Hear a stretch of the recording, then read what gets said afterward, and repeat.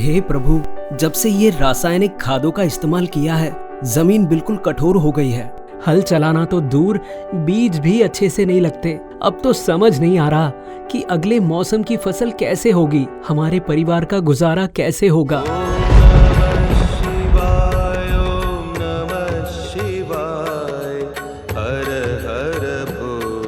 भक्त, तुमने जल्दबाजी में फसल बढ़ाने के चक्कर में प्राकृतिक तरीकों को भुला दिया। रासायनिक खादों ने तुम्हारी जमीन की सेहत बिगाड़ दी है। अब देखो, जमीन बंजर हो गई, उपज भी घट गई। प्रभु, मेरी गलती है, मैं अपनी जमीन की देखभाल सही तरह से नहीं कर पाया।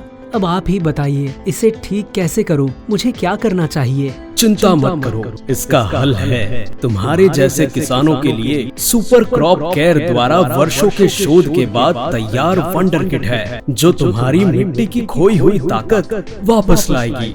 ये किट जमीन को फिर से हवादार और उपजाऊ बना देगी। पौधे भी जल्दी बढ़ेंगे और फसल की पैदावार भी अच्छी होगी। प्रभु, यह सचमुच अद्भुत है, लेकिन क्या इसमें कोई गारंटी है? अगर फिर से नुकसान हो गया तो? कंपनी पूरी गारंटी देती है भक्त। अगर वंडर किट से तुम्हारी फसल में कोई फायदा ना हो तो दाम वापस।